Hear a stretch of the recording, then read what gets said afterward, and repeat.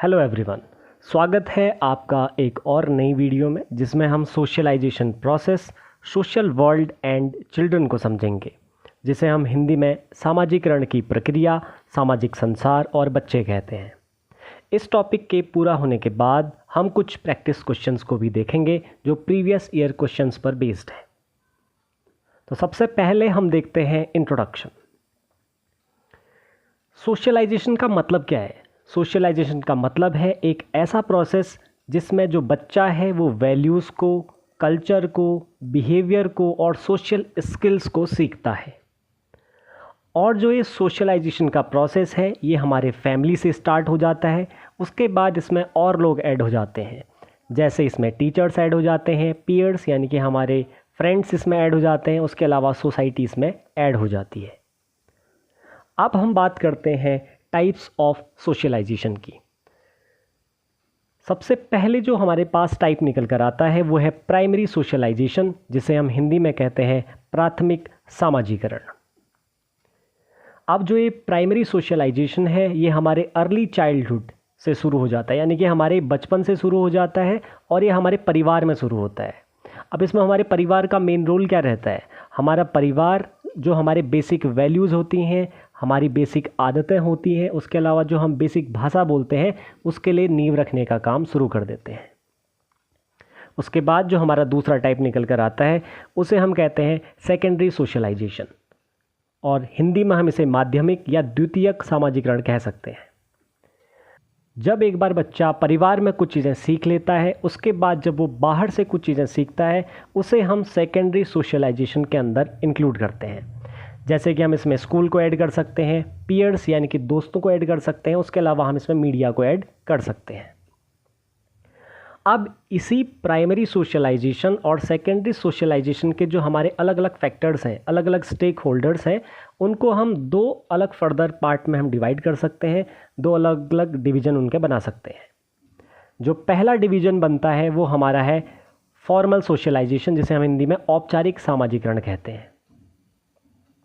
अब जो ये फॉर्मल सोशलाइजेशन है ये हमारे ऑर्गेनाइज्ड इंस्टीट्यूशन में होता है, यानी कि संगठित संस्थानों में होता है, जैसे कि स्कूल, रिलीजियस बॉडीज़ जैसे हमारे मंदिर हैं, मस्जिद हैं, गुरुद्वारे हैं, इनको हम इनके अंदर कंसिडर करते हैं। और जो दूसरा पार्ट इसमें निकल कर आता है जो कि इनफॉर्मल सोशलाइजेशन है, जिसे हम अनौपचारिक सामाजिकरण कहते हैं। इसके अंदर हम इंक्लूड करते हैं हमारे फैमिलीज़ को, हमारे फ्रेंड्स को, मीडिया को और जो डेली लाइफ एक्सपीरियंसेस होते हैं उन सबको।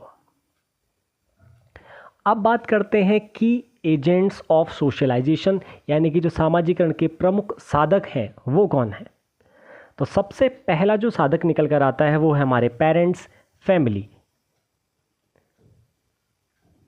जो पहला और फंडामेंटल एजेंट है किसी भी सोशलाइजेशन का वो हमारा कौन होता है? पेरेंट्स होती है, हमारे फैमिली मेम्बर्स होते हैं। अब ये हमको क्या सिखाते हैं? ये हमको emotional security, moral values, language और इनिशियल जेंडर रोल्स जो होते हैं उनके बारे में अवगत हमें यही कराते हैं। उसके अलावा ये हमारे जो बिलीफ सिस्टम होता है, हमारा एटीट्यूड है जिसे हम दृष्टिकोण कहते हैं, उसके अलावा जो सोशल हैबिट है उसको शेप करने में ये हमारी मदद करते हैं। देन जो दूसरा एजेंट हमारे सामने निकल कर आता है वो हमारे शिक्षक होते हैं, जिन्हें हम टीचर्स कहते हैं। अब जो भी हमारी एकेडमिक लर्निंग है, जैसे हमें मैथ्स सीखना है, हमें इंग्लिश सीखनी है या कोई भी अदर सब्जेक्ट सीखना है, तो जो एकेडमिक लर्निंग हमको कराई जा रही है वो हमारे शिक्षक हमको उसमें गाइड करते हैं। उसके अलावा डिसिप्लिन जिसे हम अनुशासन कहते हैं, टीम वर्क और रिस्पॉन्सिबल सिटीजन बनाने में इनका क्रिटिकल रोल रहता है। उसके अलावा जो गैप आता है फैमिली और स्कूल के बीच, उसको भी कहीं ना कहीं एक प्रकार से ब्रिज का काम करते हैं, एक पुल का काम करते हैं, ताकि जो एडेप्टेशन है रूल्स का और कोऑपरेशन का वो आसानी से हमें इनेबल कर सकें। तीसरा जो एजेंट हमारे सामने निकल कर आता है वो है हमारा पीयर्स, जिसे हम सहपाठी कहते हैं। अब जो हमारे सहपाठी होते हैं उनके साथ हम आसानी से बातचीत करते हैं, जहाँ पर हम कंपैरिजन कर लेते हैं। उसके अलावा नेगोशिएशन हम वहाँ पर देखते हैं। उसके अलावा सोशल स्किल का जो डेवलपमेंट होता है वो हमारे पीयर्स के साथ ही हमारे सामने निकल कर आता है। देन उसके अलावा जब हमारे फ्रेंड्स हमारे साथ होते हैं तो हम बिना किसी सोचे समझे कोई भी एक्टिविटी को हम कर लेते हैं। तो इंडिपेंडेंट थिंकिंग का डेवलपमेंट कहीं ना कहीं उसी बिना किसी सोचे समझे प्रोसेस से हमारे अंदर होने लगता है, और यही हमारा सेल्फ एक्सप्रेशन को कहीं ना कहीं डेवलप करता है। उसके अलावा जो हमारे पीयर्स हैं वो हमारी लैंग्वेज को इन्फ्लुएंस करते हैं, एटीट्यूड को इन्फ्लुएंस करते हैं, एस्पिरेशन को इन्फ्लुएंस करते हैं, और सेंस ऑफ बिलोंगिंगनेस को भी ये इन्फ्लुएंस करते हैं। एग्जाम्पल के लिए अगर हमारा कोई पीयर ग्रुप है जिसमें बच्चे सभी इंग्लिश बोल रहे हैं, तो ये ऑटोमेटिक सी बात है कि उस पीयर ग्रुप के मोस्टली सभी बच्चे इंग्लिश में कम्युनिकेट करना शुरू कर देते हैं। अब अदर एजेंट्स भी इसमें निकल कर आ जाते हैं, जिसमें मीडिया है, कम्युनिटी है और एक्सटेंडेड फैमिली है। अब इनका रोल क्या है? ये हमारे एटीट्यूड को शेप करते हैं, लाइफस्टाइल को शेप करते हैं, उसके अलावा कल्चरल वैल्यूज़ और एस्पिरेशन को ये हमारे शेप करने का काम करते हैं। और जो एक मास मीडिया है, ये एक powerful passive agent of socialisation है। मास मीडिया के अंदर हम इंक्लूड कर लेते हैं टेलीविज़न को, न्यूज़पेपर्स को, जो कहीं ना कहीं इनडायरेक्ट तरीके से सोशलाइजेशन का काम करते हैं किसी भी बच्चे में, इसीलिए इसे पैसिव एजेंट ऑफ सोशलाइजेशन कहा गया है। अब हम बात करते हैं सबसे पहले रोल ऑफ फैमिली है क्या। जैसा कि हमने पहली स्लाइड में समझा था कि फैमिली फर्स्ट स्कूल होता है किसी भी चाइल्ड का। अब उसका रोल क्या है? सबसे पहले बच्चे की लैंग्वेज को उसको सीखने में मदद करना, उसके अलावा मैनर्स सिखाने में मदद करना, उसके अलावा ट्रेडिशंस को सिखाने में उसकी मदद करना। अब जो पेरेंट्स होते हैं वो कहीं ना कहीं बच्चे को अनुशासन सिखाने में भी उनकी मदद करते हैं, उसके अलावा रिस्पेक्ट बड़ों की कैसे करना है, उसके अलावा वैल्यूज़ क्या हैं उनके बारे में भी सिखाते हैं। इसका सबसे बेहतरीन हमारे पास एग्जाम्पल निकल कर आता है, जब भी छोटे बच्चों के सामने कोई एल्डर सिटीजन आते हैं या कोई भी बड़े लोग आते हैं तो वो उनको नमस्ते कह के संबोधित करते हैं या उनके सम्मान में नमस्ते कहते हैं। अब टीचर का रोल क्या है?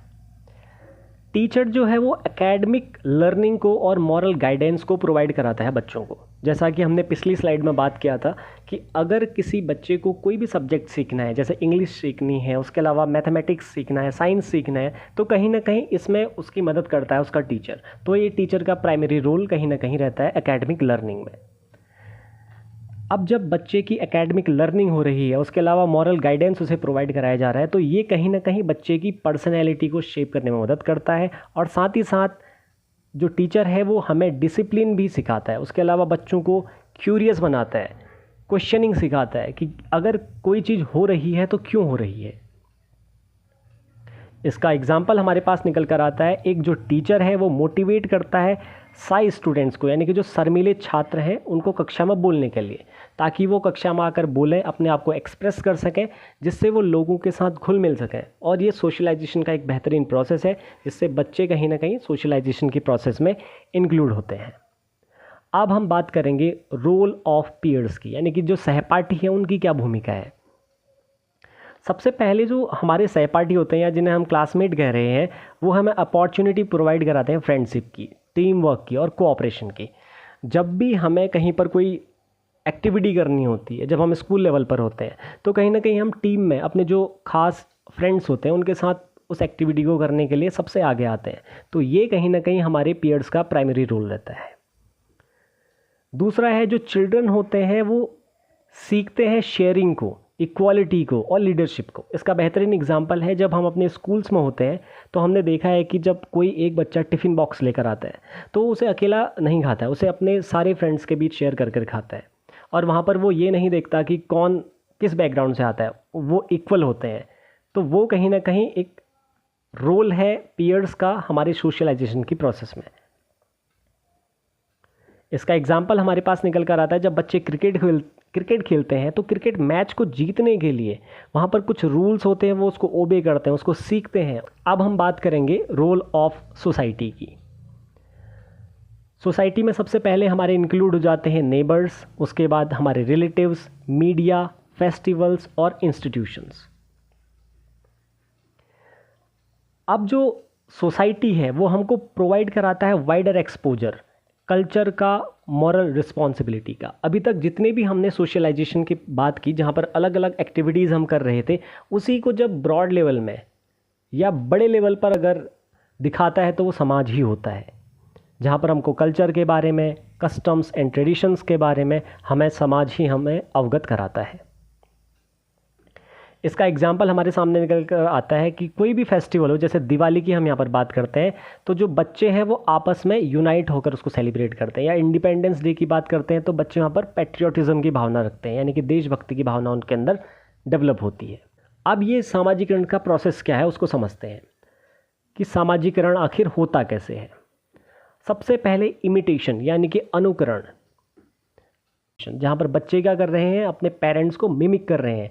जिस तरीके की लैंग्वेज वो बोल रहे हैं, जिस तरीके का बिहेवियर उनका है, जो भी एटीट्यूड वो रखते हैं, उसको मिमिक करते हुए वो सोशलाइजेशन की प्रोसेस में इंक्लूड हो जाते हैं। देन दूसरा हमारे पास जो प्रोसेस निकल कर आता है वो है इंस्ट्रक्शन का। इंस्ट्रक्शन क्या है, जो भी एडल्ट्स हैं वो बच्चे को डायरेक्ट क्या करते हैं, इंस्ट्रक्शन देते हैं कि क्या चीज़ गलत है और क्या चीज़ सही है, और यही इंस्ट्रक्शन कहीं ना कहीं बच्चे को सोशलाइजेशन की प्रोसेस में इंक्लूड करते हैं। देन थर्ड हमारे पास निकल कर आता है इंटरेक्शन। इंटरेक्शन क्या है, जब हम डेली लाइफ कन्वर्सेशन करते हैं, आपस में खेलते हैं, कोलैबोरेशन करते हैं, तो ये कहीं ना कहीं सोशल रोल्स को हमको समझने में मदद करता है और उसके अलावा सोशलाइजेशन की प्रोसेस में किसी भी बच्चे को इंक्लूड करता है। देन हमारे पास निकल कर आता है ऑब्जर्वेशन। ऑब्जर्वेशन क्या है कि दूसरों को देखना कि किस एक्ट को करने पर क्या कॉन्सिक्वेंसेस हो रहे हैं, यानी कि जब हम कोई भी कार्य करते हैं तो उसके परिणाम क्या हो रहे हैं। जब हम इन चीज़ों को ऑब्जर्व करते हैं तो ये भी कहीं ना कहीं हमारे सोशलाइजेशन की प्रोसेस में हमको इंक्लूड करता है।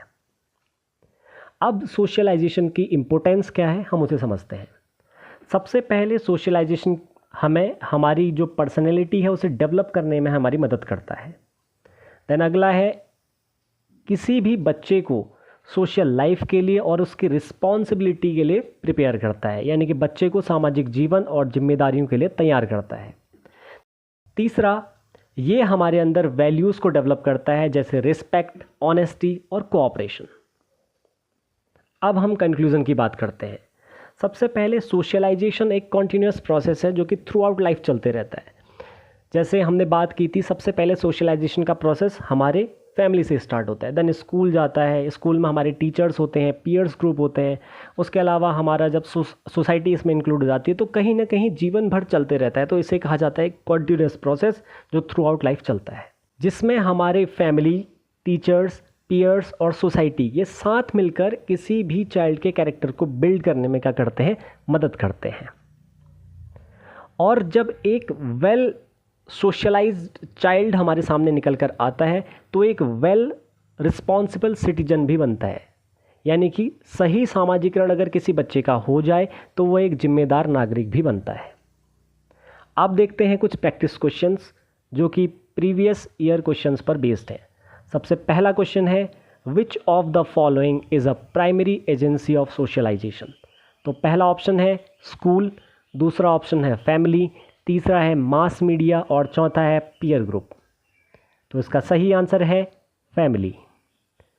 Next question is, socialization is a process of, option A training the instincts, option B living together, option C adjusting with new situation, option D all of the above.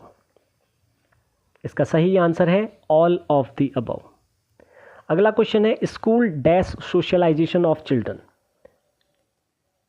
Option A strengthens, option B weakens, option C hinders, option D disturbs. यानी कि school जो है socialisation में बच्चों की क्या मदद करता है, यानी कि उसको पहला ऑप्शन है स्ट्रेंथ यानी कि मजबूत करता है, दूसरा वीक यानी कि कमज़ोर करता है, सी हिंडर्स यानी कि रुकावट पैदा करता है, डी यानी कि डिस्टर्ब करता है। तो इसका सही आंसर है स्ट्रेंथन्स। अगला क्वेश्चन है, dash and dash are secondary agencies of socialization. यानी कि कौन से ऐसे दो चीज़ें हैं जो सेकेंडरी एजेंसी हैं सोशलाइजेशन की। पहला इसमें इन्होंने ऑप्शन दिया है फैमिली एंड पीयर ग्रुप, दूसरा ऑप्शन है पीयर ग्रुप एंड स्कूल, तीसरा ऑप्शन है स्कूल एंड मास मीडिया और चौथा है फैमिली एंड स्कूल। अब जो पहला ऑप्शन है, हमने फैमिली को हमने जब देखा था तो हमने बोला था कि ये प्राइमरी एजेंसी है किसी भी सोशलाइजेशन की प्रोसेस की। तो फैमिली होने की वजह से पहला ऑप्शन हमारा यहाँ पर एलिमिनेट हो जाता है। उसके अलावा फैमिली हमको फोर्थ ऑप्शन में दिख रहा है तो ये भी हमारा एलिमिनेट हो जाता है। स्कूल की हमने बात की थी, यानी कि घर से बाहर जब बच्चा जाता है और सोशल वैल्यूज़ को सीखता है तो वो सेकेंडरी हो जाता है। तो उसमें हमारे स्कूल भी ऐड हो रहा था, मास मीडिया भी ऐड हो रहा था, पीयर ग्रुप भी ऐड हो रहा था और स्कूल भी ऐड हो रहा था। यानी कि ऑप्शन नंबर 2 और ऑप्शन 3 दोनों सही हैं, तो इसका आंसर हमारा बोथ 2 एंड 3 सही होगा। Fifth question is which of the following statements about socialization is correct, यानी कि कौन सा स्टेटमेंट सोशलाइजेशन के पर्सपेक्टिव में सही है। पहला ऑप्शन है socialization is a continuous process, दूसरा ऑप्शन है socialization is a one time process, तीसरा ऑप्शन है सोशलाइजेशन एंड्स विद चाइल्डहुड और चौथा ऑप्शन है socialization has no role in learning. इस क्वेश्चन का आंसर आप कमेंट बॉक्स में देंगे। तो ये था हमारा आज का वीडियो। अगर आपको ये वीडियो पसंद आया है तो इस वीडियो को लाइक करना ना भूलें और साथ ही साथ वीडियो को शेयर करना ना भूलें और चैनल को सब्सक्राइब करना ना भूलें। बहुत बहुत धन्यवाद।